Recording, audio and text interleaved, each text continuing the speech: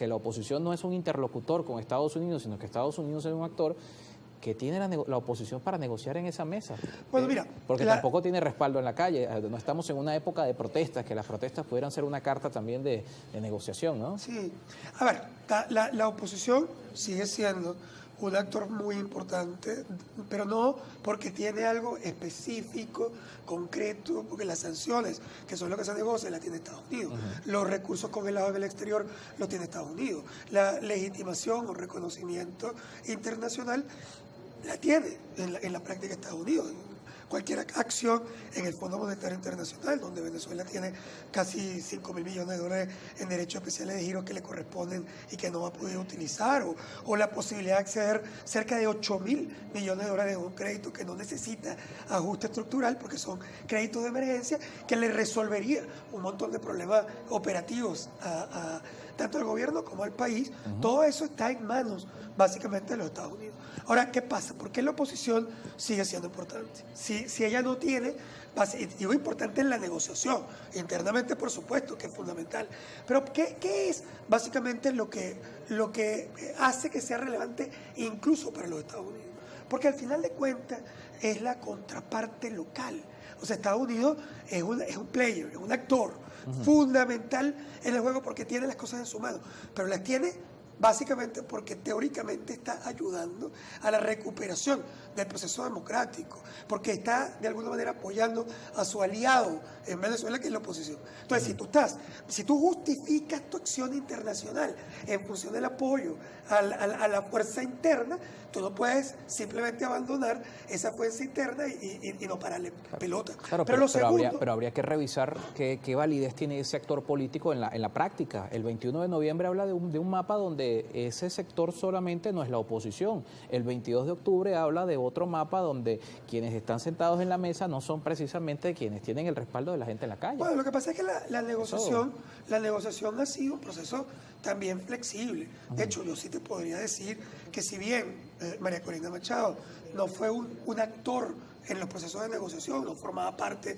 de la plataforma unitaria, no estaba en la comisión de negociación, tan pronto María Corina Machado se convierte en el líder fundamental, porque al final de cuentas María Corina hoy es el líder fundamental de la oposición, elegido en sus elecciones primarias, y una vez que ese elemento ocurrió, la verdad es que la comisión de negociación automáticamente ha ido no solo ya informando, sino desarrollando estrategias en conjunto con su candidato, es decir, con su candidata en este caso. De manera que ella en el pasado no tuvo una acción específica dentro del proceso de negociación, pero hoy lo tiene. Es decir, yo no dudo ni por un momento que tanto Gerardo Blight como el grupo de negociadores no tenga un contacto completamente estrecho y que además haya decidido cosas específicas con ella. Pero además, Estados Unidos, cuando tiene que negociar hoy, porque fíjate que la negociación es triangular, tiene que negociar el gobierno de Maduro con Estados Unidos, pero también tiene que negociar Estados Unidos con la oposición. Ahí probablemente el poder de negociación de los Estados Unidos es mayor. Claro. Es decir, ¿por qué? Bueno, porque al final de cuentas la oposición sabe básicamente que Estados Unidos es quien tiene lo que puede jugar un papel fundamental para, por ejemplo, conseguir el elemento más importante que busca la oposición, que es la habilitación de su candidato. Es decir, la oposición busca fundamentalmente conseguir que su candidata pueda ser parte o candidato presidencial en las elecciones del 24. Eso es lo que busca. Ahora, Estados Unidos tiene otros intereses. Algunos de ellos ya los ha logrado resolver. Como Claro. tú mencionaste, ya él resolvió, o por lo menos en teoría, pudo ponerse de acuerdo sobre los elementos petroleros y energéticos. Algunas personas tema migratorio, creen, con la repatriación de internacionales. Absolutamente. Algunos creen, por ejemplo, que el tema petrolero es una concesión de los Estados Unidos a Maduro.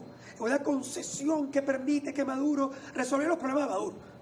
Eso es una visión absolutamente miope de la realidad. Es decir, Estados Unidos tiene la necesidad también de resolver el tema energético. Claro. No, yo no estoy diciendo que aquí Estados Unidos se está muriendo por el petróleo venezolano y si no va a colapsar la economía americana. No, eso no es.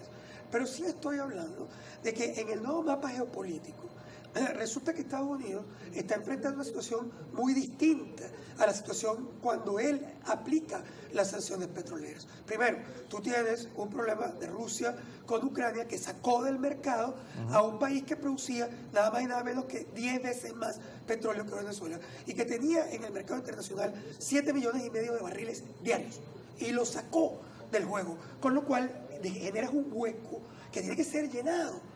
Que Venezuela lo puede llenar mañana. No, porque no tiene la capacidad productiva.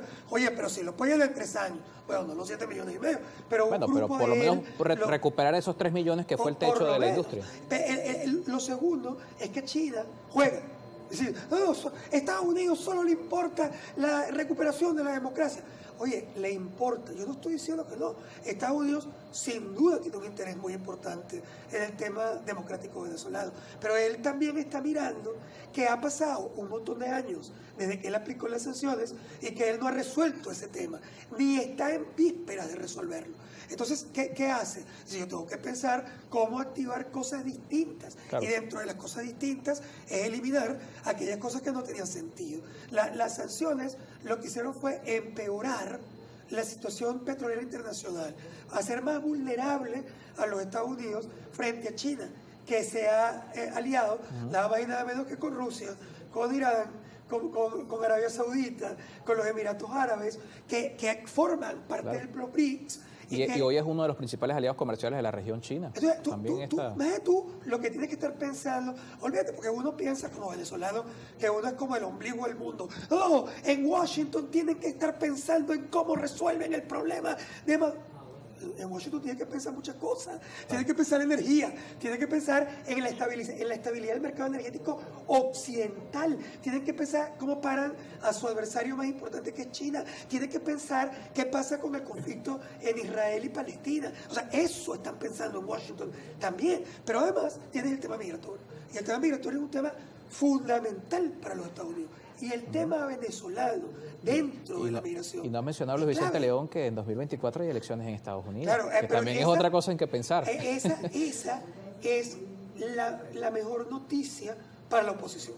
Fíjate, el interés petrolero genera una dinámica que llevó a los Estados Unidos a buscar una negociación directa con Maduro, porque usando como intermediario a la oposición no lograba ningún acuerdo. Entonces tuvo que brincarse a su propio aliado para negociar lo que le interesaba, el tema petrolero y el tema migratorio. ¿Pero por qué el tema migratorio? Y voy luego a tu pregunta electoral. Es decir, el tema migratorio es clave. ¿Por qué? Muy simple. Si en Estados Unidos tú agarras un ilegal colombiano o mexicano en Nueva York, cometiendo un acto cualquiera ilegal o simplemente dentro de tu política migratoria lo agarras ilegalmente en el país, tú puedes a ese colombiano despachártelo a Bogotá al día siguiente. Tú puedes agarrar y despacharte a ese mexicano en el avión que te dé la gana, que además vuelen todos los días.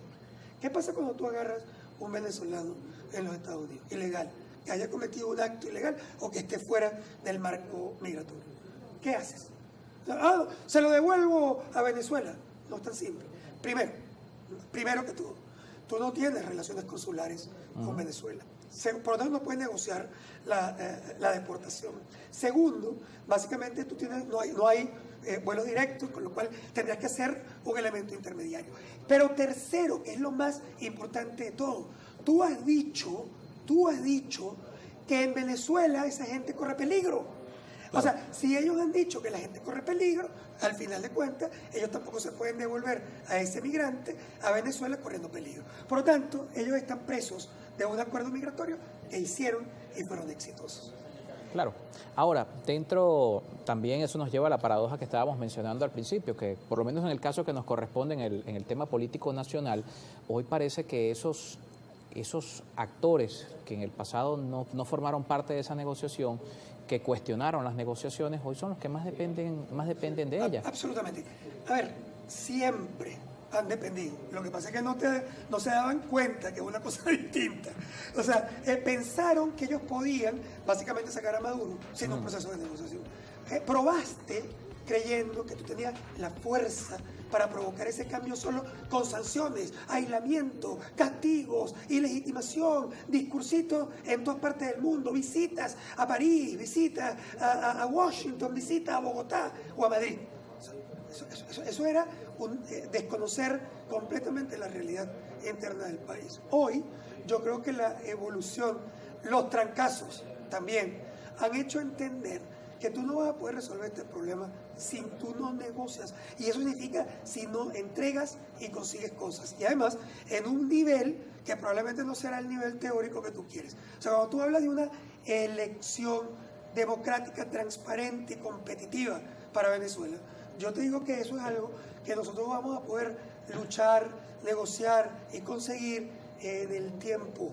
Pero ese tiempo probablemente va a ser mucho más largo que el segundo semestre del año 2024. Es una elección de esa característica, no va a ocurrir ahorita, tiene demasiadas complicaciones y además demasiados riesgos también para tu adversario. Porque ese adversario tiene costos de salida infinito. Tú le estás diciendo, mira lo complejo de esto, tú le estás diciendo a Maduro, mira Maduro, súbete en el ring en condiciones absolutamente competitivas para mí.